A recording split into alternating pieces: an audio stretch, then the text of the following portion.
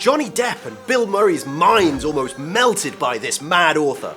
And Bob Hoskins almost ended up in Toontown for real. How many lives and careers have been wrecked by the whims of legendary auteur-directors? And does the arts justify this terrible treatment? Decide for yourself after listening to our list. Hi, I'm Peter, and get ready to be shocked to your core. Janet Leigh. Janet is rightly famous for that iconic screaming shower scene in Psycho. But working with Alfred Hitchcock left its own scars on her emotional health. Almost 40 years after shooting the film, Leigh is still haunted by Norman Bates. Janet was so horrified by the scene that she hasn't taken a shower ever since. She dryly told the New York Times that she only takes baths, and if she's somewhere with no bath, she leaves the bathroom door and shower curtain completely open, faces the door, and watches to see if anyone is coming. Though some would say that her trauma wasn't directly Hitchcock's fault, the director is infamous for the trauma that he inflicted on Tippi Hedren. While filming The Birds, Alfred tormented the poor actress. Tippi revealed that he sexually harassed her and even forbade other crew members from touching or talking to the actress. Hitchcock went as far as lying and saying that that bird attack scene in the attic would be perfectly safe to film, as they were going to use mechanical ravens and gulls. When Hedren arrived on set for the scene, she soon realized that they were to use real birds. She was subjected to a week of torture which left her bloodied, bruised and scarred, and resulted in her doctor ordering a further week of bed rest just to recover from the exhausting ordeal. Heath Ledger.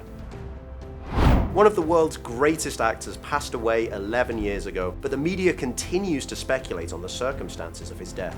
Now, no one can deny Ledger's place on a list of actors whose lives changed after their career-defining role. However, even though his performance as the Joker was brilliant, according to his family, it had nothing to do with his later passing. Ledger's older sister, Kate, revealed that he loved the role and was having a lot of fun playing the Crown Prince of Crime. He would lock himself up in a hotel for long stretches, trying to work on his delivery, his maniacal laughter, and iconic voice. But Ledger allegedly managed to handle these immense preparations before shooting, and even enjoyed staying secluded so that he could concentrate. As his sister said, he had an amazing sense of humor, and I guess maybe only his family and friends knew that. But he was having fun. He wasn't depressed about the Joker.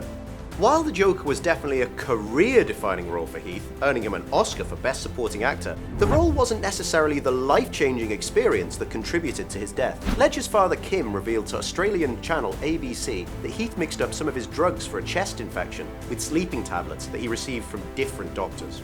In Heath's memory, his father is now a patron for the group Scriptwise, trying to work on real-time prescription monitoring that would save people from the same accident that befell his beloved son. Bill Skarsgård. Now, if you don't know what chlorophobia is, you're lucky. Pennywise has haunted the Losers Club on screen, audiences in cinemas, and even the actor who portrays him. Bill revealed that he had nightmares about Pennywise long after filming was over. It's almost unbelievable that after all that, Skarsgård agreed to do another installment for the franchise and face his fear once again. The actor compared his experience of filming with being in a destructive relationship, saying that he realized how bad it was only after he finished filming. Though Skarsgård had a lot of fun on set, he was still scared of going to bed and seeing that dreadful clown again. As Bill said in an interview, "I really tried to embody the character and worked hard on it, but I was terrified in doing so."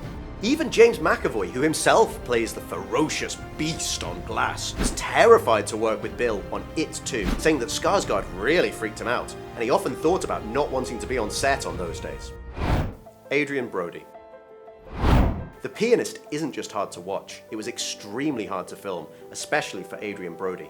Though his endeavors fully paid off, making him the first actor to win an Oscar at the early age of 29, Brody experienced an indescribably life-changing experience while preparing for the movie. The director Roman Polanski forced Brody to practice playing piano 4 hours a day, but Adrien took it to the next level to get into character. Brody saw no other way to depict Vladislav Spilman's despair and grief than by making his own life as miserable as possible. He broke up with his girlfriend, sold his car, disconnected from his friends, left his home, and moved to Europe with nothing but 2 bags and a keyboard. He literally gave up everything. Adrien became dangerously underweight, losing 30 pounds on a crash diet, about which he said, "I couldn't have acted that without knowing it. I've experienced loss, I've experienced sadness in my life, but I didn't know the desperation that comes with hunger." For Brody, it was not only a physically backbreaking experience, but a mental one too. After filming was over, Adrien suffered from depression for a year. As he described it himself, it wasn't just a depression, it was a mourning. It's simply unbelievable how much Adrien gave up for this role and how much mourning he chose to embrace. Vera Farmiga. Believe it or not, but Farmiga claims she experienced paranormal activity. According to Vera, when she agreed to film The Conjuring, 3 digital claw marks appeared on her laptop. The sign is usually interpreted as some kind of demonic art. And Farmiga claims that she found the same 3 claw mark bruises across her thigh the next day when she returned home after shooting. Now, even if you're skeptical about the whole thing, one thing that can't be denied is that The Conjuring definitely changed Farmiga's attitude towards mysticism. While that was a horrible experience for Vera, it seems to me that method actors probably suffer the most. Walking a mile in someone else's shoes is extremely challenging, and it turns out that method acting is often a bit more than simply being a dude playing a dude disguised as another dude. Johnny Depp and Bill Murray.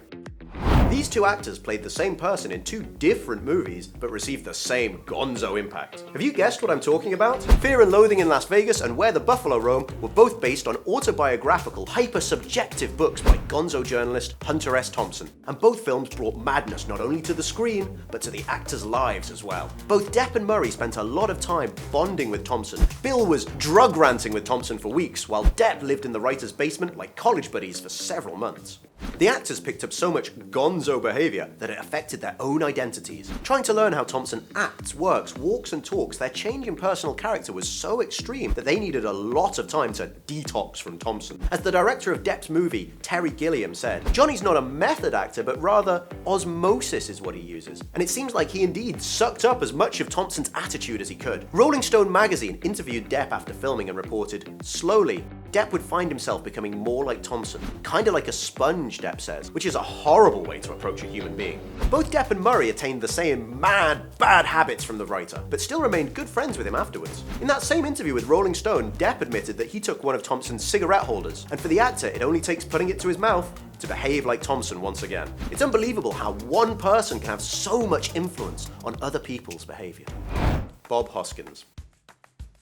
Depicting hallucinations on screen is one of those challenges that requires a director and his special effects team to get really creative, often elevating the art form of cinema. The audience gets an insight into what it's like for the character to be in an altered state or experiencing a mental disorder, but we never pay attention to how taxing this process can be for the actors involved. I'm talking about critically acclaimed phenomena like Kubrick's 2001: A Space Odyssey or Gaspar Noé's Enter the Void, and of course, Zemeckis' Who Framed Roger Rabbit. Yes, you heard me right. As absurd as it sounds, it's very easy for us to forget that Bob Hoskins, who played Detective Eddie Valiant, was all by himself in front of the cameras almost the entire time. That's just how convincing Hoskins was. Jessica and Roger Rabbit were obviously drawn in post-editing, but we rarely give consideration to poor old Bob, who had to imagine all those tunes. It turns out that Hoskins ended up doing so for so long on set that it started affecting his mental health. Even after shooting was over, those imaginary co-stars still haunted him. In a 1988 interview on Danish TV show Bogart, Hoskins revealed that he thought he was going balmy because he saw those tunes everywhere he went. The trouble was, I had to learn how to hallucinate. If you do that for 8 months, it becomes hard to get rid of. I went to this one do where I got talking to a very country lady with a big hat, and there was this weasel in her hat. It got so bad that Bob's daughter noticed that something was wrong with her father. It's hard to believe that while we were going mad for those Looney Tunes, Hoskins almost went loony himself because of them. Jobeth Williams.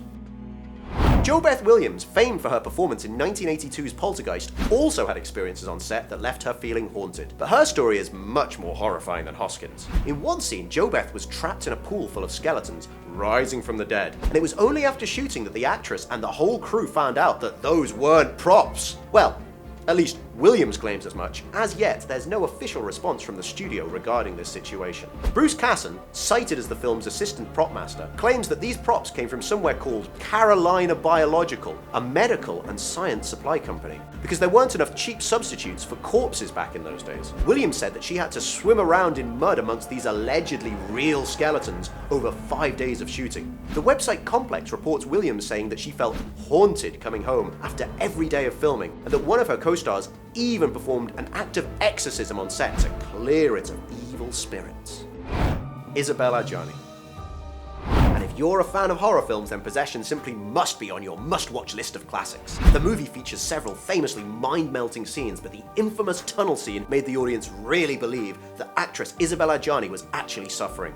Judging by what Adjani told the French press, she suffered from a lot of pressure on set from both the role and from film director Andrzej Zulawski. Isabelle revealed that she had to undergo special therapy after shooting was over to recover from the experience. In an interview with French magazine Les Inrecuptibles, talking about how she now chooses her roles, Adjani said, "It's impossible for me today to make a film in such harmful conditions and working with a filmmaker as intoxicating as Zulawski. You have to be either too young or, at the worst, an anti-feminist to think that there are benefits to being manipulated and martyred." Shelley Duvall. Still on the subject of horror films and female stars suffering at the hands of tyrannical directors, let's talk about the sheer terror people experience from seeing The Shining. Back in the 80s, Kubrick set out to prove that he could really handily master yet another film genre, and this Stephen King adaptation demonstrates that the director and his crew achieved their mission.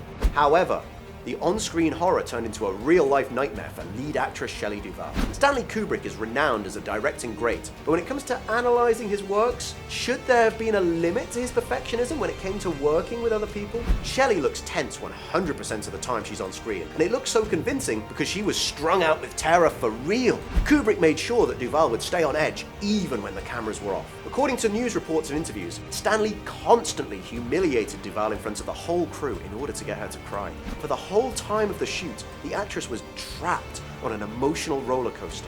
Rumor even has it that Duvall would go to Kubrick and show him how much hair she had lost while filming because of the unbearable stress. Now, if that happened today, Kubrick would likely be sued for harassment and quickly taken off the project. In documentary film The Making of The Shining, you can even hear Kubrick saying to other crew members, "Don't sympathize with Shelley," when she's standing right next to him. After the filming was over, Duvall was absolutely broken and suffered from deep depression. Thanks to Kubrick's twisted method directing, life was never the same for Shelley after The Shining. So my question to you is this then. Does the end justify the means? Does brilliant work justify obnoxious behavior from the director? And at what point does art become abuse? Let me know your thoughts, and tell me about other actors you think underwent drastic life-changing experiences in the comments. Thanks for watching, and stay awesome.